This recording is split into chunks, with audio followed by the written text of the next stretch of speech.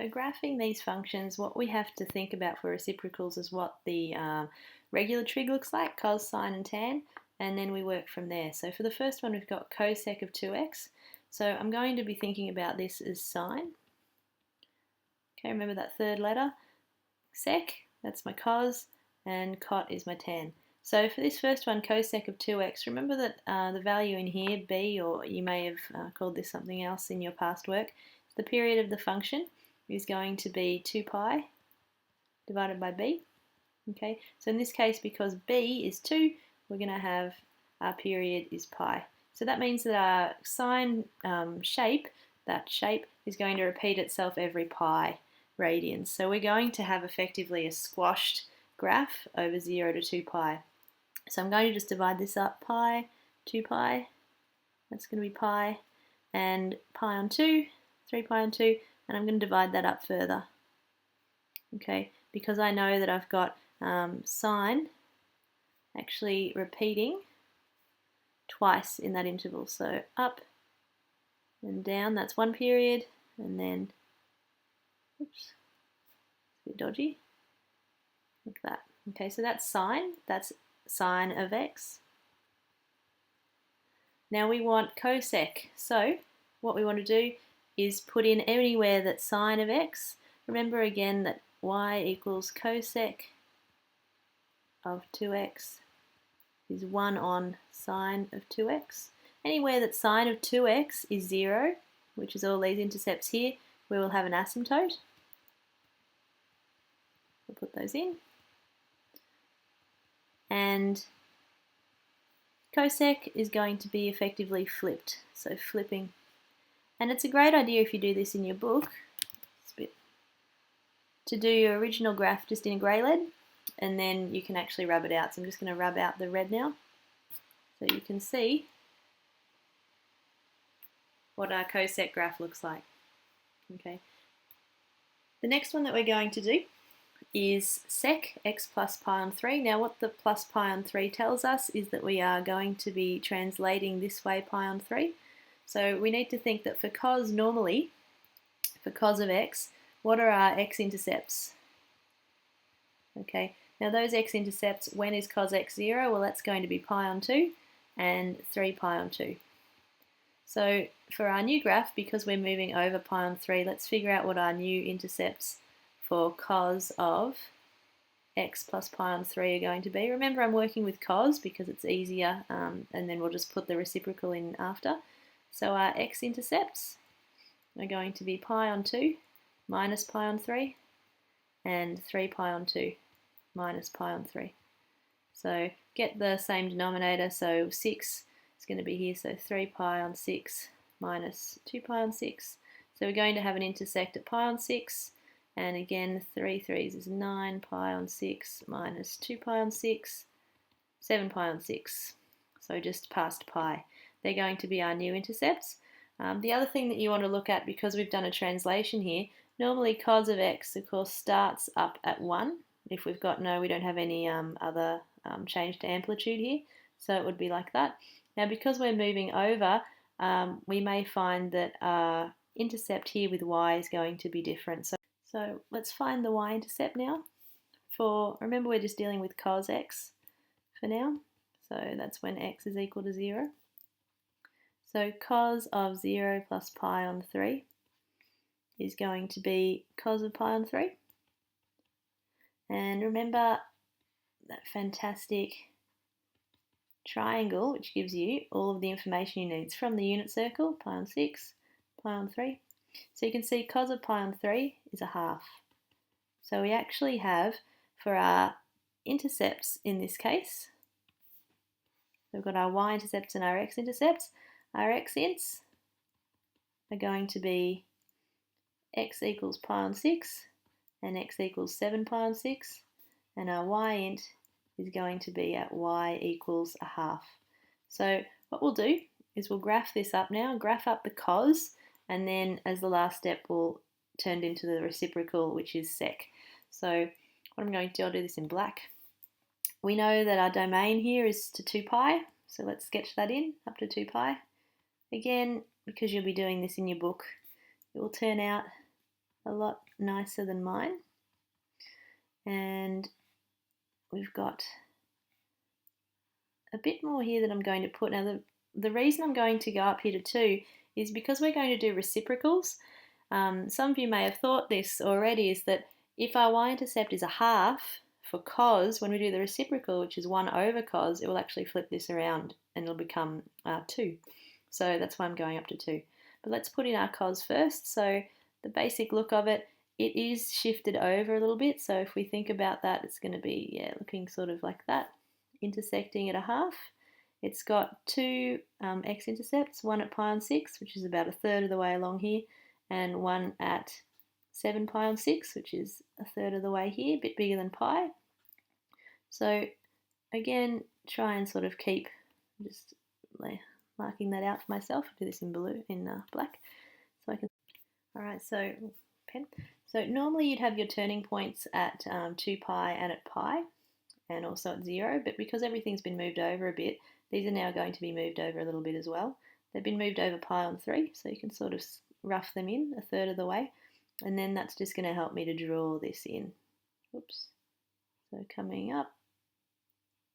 Now this is actually going to go back to the same level as our intercept at a half, so 2 pi and a half. The reason for that is this is cyclical, so it has to start again from here. If you can imagine picking this piece up and plonking it on the other side, they have to be continuous. So you've got that kind of look. All right, now what we need to do is look at sec, because that's what we're interested in, and I'll do this in light blue. So for sec of x plus pi on 3, remember that sec of x plus pi on 3 is the same as 1 on cosine x plus pi on 3. So whenever the cosine graph of x plus pi on 3 is 0, we're going to have asymptotes. Wherever we have this type of shape here, we're going to have an inverted shape. And we're going to stop here and also here. And those points, actually put up a little bit higher. Remember that these points are going to be inverted. So we're not inverting the x, we're inverting the function, which is this half here. So this point is actually going to be 2 pi and 2, that's the end point. And this point, because previously we found that our intercept here was 1/2, this point up here is now going to be the inverse, which is 2. So this is actually 0 and 2. All right. And they're the main points that you want to show. So I'm just going to get rid of now, erase my previous cos function, and now you can see your sec function. So sec of x plus pi on 3, so translate it to the left, pi on 3. To finish off, let's look at the last one nice and quick. So I'll just get rid of these things that we don't need. Remember that anytime in the video, pause so you can catch up with what you need to write, and then you can start off again. That's the cool thing about it being a video. Okay, so for cot, we have to think about tan again. And this time looking at it as well, we can see we've got a minus here. So that means we're going to be translating plus pi on 4. So first thing to think about, let's just consider tan of x minus pi on 4. And what does that look like? We'll sketch that. So if we think about y equals tan of x, we know a little bit about that already. We know 2 things. We know that we have asymptotes at x equals pi on 2, and also at x equals 3 pi on 2. And we also know that we have some x-intercepts as well. Those 2 intercepts are when tan is equal to 0. They happen at 0 and at pi. Okay, so we know those things. We also know a y-intercept as well, which is 0. So if we're going to be translating now, let's think about where our new asymptotes will be. So for y equals tan of x minus pi on 4, so this is going that way, pi on 4. Let's think about our new asymptotes.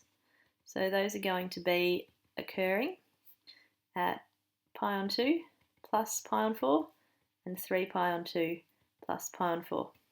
So just putting those all over the same denominator, double the top and the bottom, that's 3 pi on 4, and double the top and the bottom, 6 pi on 4, So 7 pi on 4.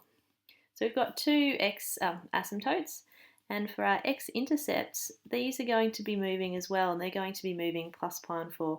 These are nice because our first one is just going to be 0 plus pi on 4, which is pi on 4, and our next one is going to be pi plus pi on 4, and that is going to be pi, which is 4 pi on 4 plus pi, so 5 pi on 4. So there are x-intercepts. Let's get our y-intercept as well. If we think about what tan looks like, normally tan looks like this. It's got this vibe going on. Now because we're doing the graph with this pi on 4, what you're going to find is that this graph has to move that way, which means that the axis actually moves back that way. Okay, so I'll put that in there. And that means we're going to get a little bit more there, and we're also going to cut this end. So that's what it's going to end up looking like. I might get rid of this as well so you can see. Oops. Okay, so let's look at our y-intercept now. We know it's going to be down here, so let's say what happens when x equals 0. So for tan of 0 take pi on 4 is tan of negative pi on 4, and we know that tan of pi on 4 is 1, but because of this negative, that's down that way, so tan is negative, so it's going to be negative 1. So the intercepts that we know are our x-ints, which are at pi on 4 and 5 pi on 4, and the y-ints, which is, there's just one of those, and that's at negative 1. So let's sketch this one up quickly to finish off. Boom, boom. Okay, and this rough sketch is a nice idea just so you can see what your graph needs to look like. So again, our domain is to 2 pi. There's 2 pi, there's pi, and we've got an x-intercept at pi on 4, which is here, and also at 5 pi on 4, which is a little bit over pi. Okay, we've got asymptotes as well at 3 pi on 4, which is here, so I'll put that in, and at 7 pi on 4, which is here, just before 2 pi. Okay, and what we'll do is put, oh, and our y-intercept as well, negative 1, 1 is there, y, x. Okay, so to finish off, let's put our graph in. So this is what our tan would look like. Try and make sure that your graph is always approaching asymptotes, but never going away from them. Okay, now you know that this graph here has to finish at the same point. So this point here for tan, which we've done in black, is 2 pi negative 1. Okay, because that's our endpoint. Now for our reciprocal graph, cot, which I'll do in light blue, this is all going to be reversed now. So remember that cot of x minus pi on 4 is equal to, I've run out of room here, just put this over here. Cot of x minus pi on 4 is equal to 1 over tan x minus pi on 4. So everything is going to be reversed. So any time that tan of x minus pi on 4, which is this graph, was 0, we're going to have a new asymptote. Put that in. Any time that we had an asymptote previously, when this was infinity, okay, and that's when we have asymptotes, we're effectively going to have 0 there. So these become our new intercepts. Right, so now we have to think about these points as well. If we think about the point here, and I'll just get rid of this, where we've got negative 1. Okay, so that's saying to us that tan, and that was tan of negative pi on 4, that was when x equals 0, was negative 1. Think about what cot would be, where we have x equals 0. That's going to be the same as cot of negative pi on 4, which is 1 over tan of negative pi on 4. And because we know what that is, that's negative 1, this would be 1 over negative 1. It's still negative 1, which is awesome. So that means that this is actually still going to be an intercept, and this is still going to be a valid point. Now it's effectively join the dots. So let's get rid of the black. Well, actually, I'll leave that. We can do the opposite. So we're going to have here, this is our asymptote. Instead of going up, we need to go down towards the asymptote. Here for cot, we're going to go opposites again. So here's our 0, go to the asymptote, and then go down to the asymptote.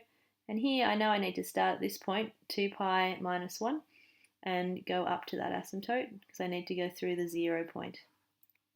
Okay, and I'll get rid of the black line now so you can actually see what this looks like. Oops, get rid of it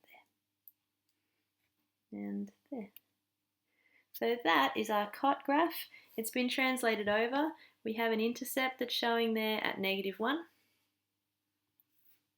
We also have a point here, 2 pi and -1, and our intercepts. This particular point here is 3 pi on 4.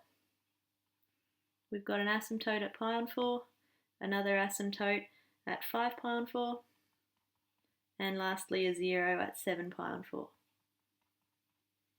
So with all the reciprocal graphs, the main idea, graph your normal graph, your sine, cos or tan, do all your dilations, your translations, etc., and then put your reciprocal in just by taking any of the intercepts of your original graph, turning them into asymptotes, and then effectively flipping the shape or doing the opposite of the shape that you had for sine, cos or tan.